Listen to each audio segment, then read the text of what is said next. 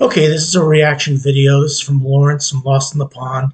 I found America's weirdest place names. Now, I don't know what this one's about because I haven't seen it yet. So this will be interesting. Now, this is a somber day for my friends across the pond. Today that I'm doing this is the day that Queen Elizabeth II is being laid to rest. And I actually saw the Queen back when I was 4 or 5 years old in Bermuda. She came to visit the island, and we all got out of school a little bit early. And I remember some British security people coming in and giving us little British flags to wave. And but I do remember seeing Queen Elizabeth uh, back then. That was mid 70s. But uh, I see the Union Jack flag, and that's why I'm thinking about what today is and probably what it means for Lawrence. So spare a thought for him and the people of England and Great Britain as a whole. But thanks for watching this video. But let's go on to the reaction. I found America's weirdest place names. Hello, here's a question. Have you ever been born and raised in Britain only to later move to America and realise that some of the things that we do, they also do? Nope, can't say that I have. Well, I have.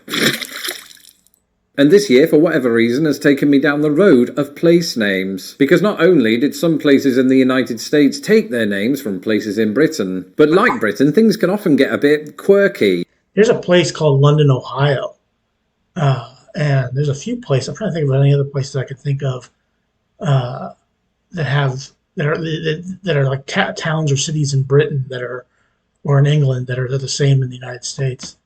So, if you're subscribed to this channel, and why wouldn't you be, you'll see that I've looked at American place... That's Tucson, not Tucson. ...place names that are bloody hard to say. I've looked at American place names... Intercourse, Pennsylvania. ...names that can't be said in the workplace because they're so rude. And this is the sort of quirkiness I'm talking about, the kind of quirkiness that I would see all the time in Britain. And another example of this is something that I've been looking into deeply over the past 2 weeks. And that is weird place names. You see, No. I thought that Britain topped the lot when it came to places that most people find unfathomable, like the Isle of Dogs or Pratt's Bottom or Ipswich. But it turns out that America almost out-weirds us. All across the country there are place names that look like they belong in a thesaurus, never mind a map of the United States. There are so many of them, in fact, that I'm now in discussions with my producers to make this into a series. And so, without further ado, here are potentially the 7 weirdest place names in America.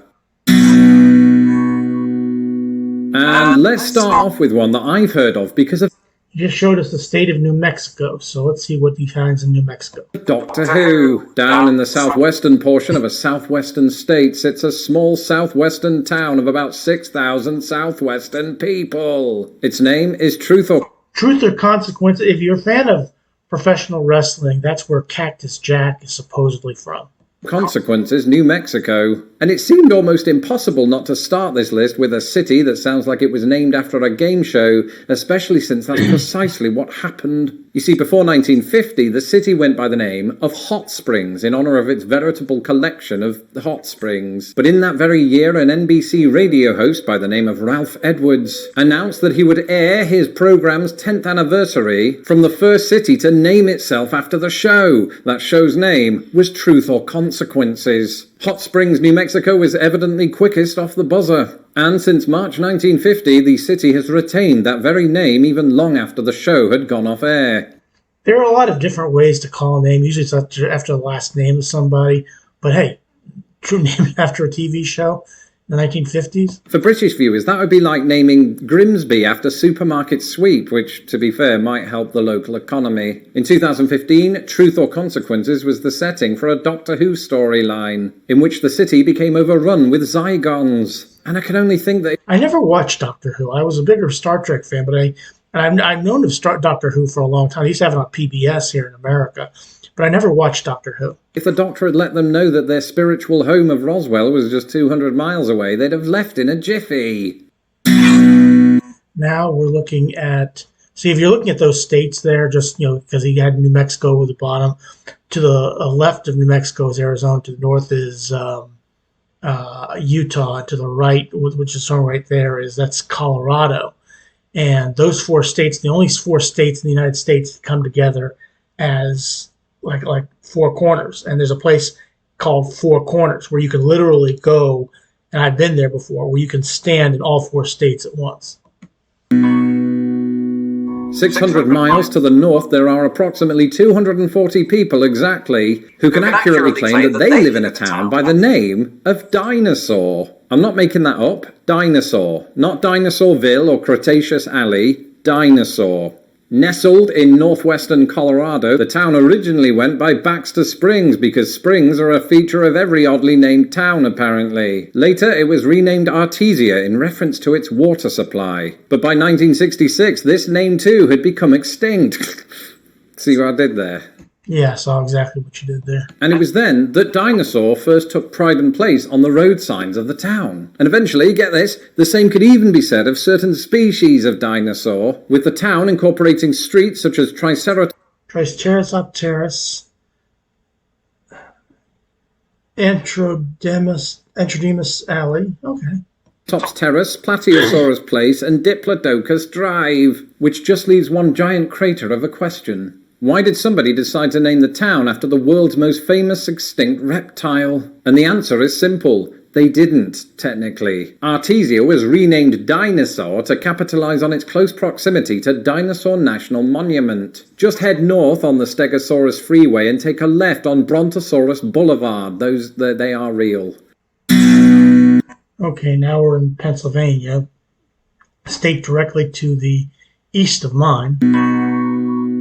As somebody who has seen firsthand the growth of American exports to Britain, I was surprised to find that the country has one export that's never left the country, a borough by the name of Export, Pennsylvania. As that's different. you'll see further down this list, American town planners evidently have a niche hobby of just making place names out of common verbs and nouns. Just ask the 900 people living in Export. Located roughly 20 miles east of Pittsburgh, the borough acquired its name at a time that the area was a big producer of coal. In fact, several entrances to an old abandoned mine were recently discovered in the town of Export, which simply took its name from the fact. Well, the United States is a big place, so they're going to have a lot of weird names. So he could probably do a whole series on this. But yeah, Export, that's not so weird. Dinosaur, yeah, I now know why they call it Truth or Consequences, New Mexico. But I've heard of that before.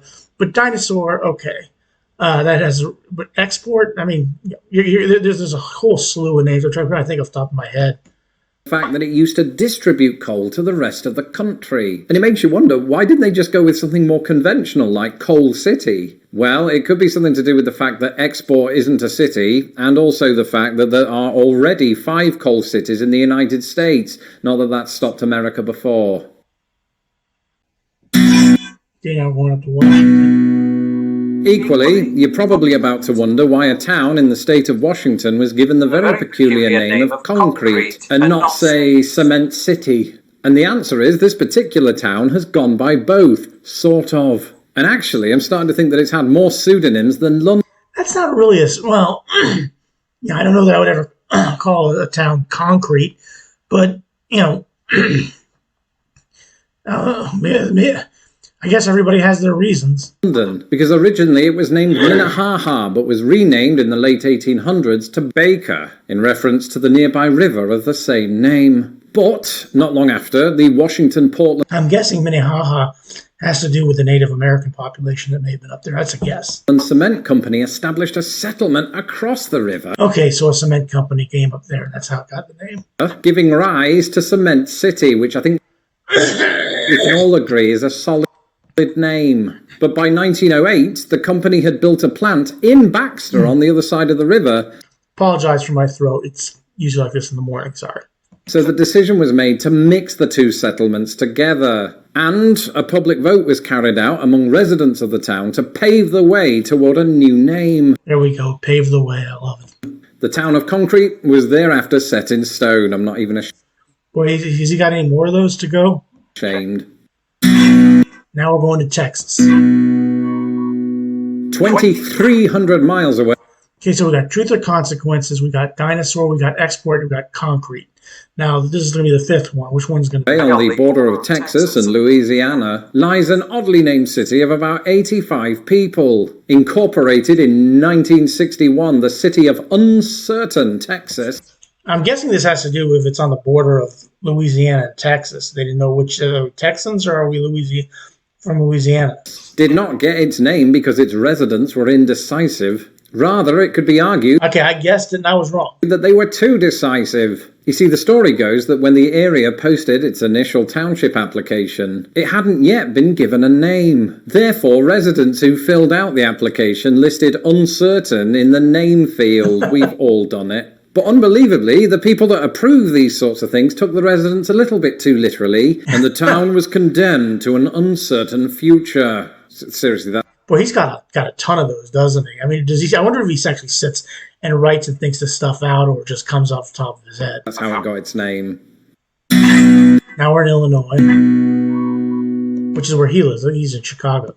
Die-hard fans of Lost in the Pond will know this. Since moving here to the United States, I am continually amazed by America's unwavering obsession with rectangles. Rectangular streets, rectangular parks, rectangular counties.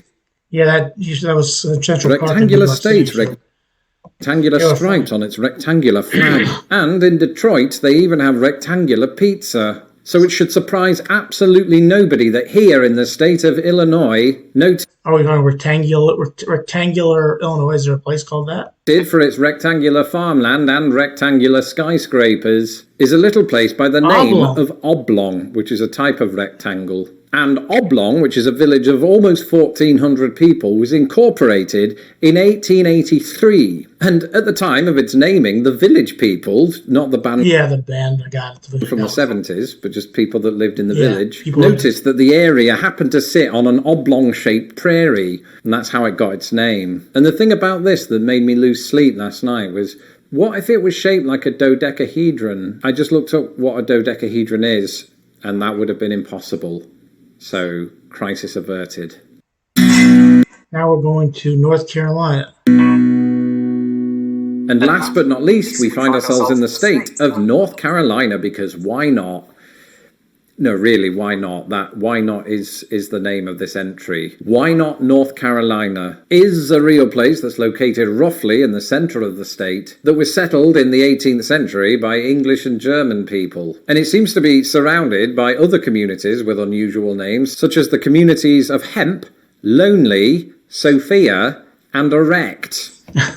I'm surprised he didn't choose Erect for the name instead of, well, he's got his reasons. That last one sounds like it must be a very hard place to live. Oh, but okay, why not? We got more, a hard place. North Carolina is one of I can come up with some if I really thought about it. those places that makes a lot of those lists of unusual place names, like this list. But how the heck did the town get its name? Well, it comes back to a meeting that should have been an email. Because when members of the town were debating what to call it, one dude yelled out, "Why not name the town Why Not and let's go home?" There's always one. But ultimately, he got his way. Almost. You see, he wanted it to be 2 words, and for a while there it was. But at some stage, somebody presumably said, how can we make this look like it wasn't just an act of laziness? So they turned why not into 1 word and hoped we wouldn't notice. Obviously, they didn't bank on the fact that a couple of centuries later, a YouTube sensation would come forward and spread this history to the rest of the world, or several thousand people. And that's it. I'm Lawrence Brown. Why not follow me on Twitter at Lost in the Pond US, and don't forget to subscribe to this channel so that I don't have to. And thank you to all of my patrons with whom I discuss trivia just like this on our weekly secret live streams. If you would like to become a patron of Lost in the Pond, you can do so today at patreon.com. Okay, this was interesting. The names, let's see, I can remember them all. Truth or Consequences, I'd heard of before. The other ones I'd never heard of before. Dinosaur, Colorado, Export, Pennsylvania, Concrete, Washington, the one on Texas. Actually, I'm already forgetting them. I remember Why Not And, we all have our reasons for naming towns what they are. And if you travel the United States, you'll see a bunch of these things. I'm sure there's a bunch of things like that over in England. I don't know. I've never been there before. One of these days, I will get over there and take a look at it. Maybe I'll do a video of my own on this. I doubt it, but we'll see. But anyway, my condolences on the loss of Queen Elizabeth II to my friends over in England and the Great Britain. But please click like, share, and subscribe. Like, share, and subscribe for Lawrence. And please click like, share, and subscribe for me. And thanks for watching. I enjoyed this one. Thank you very much.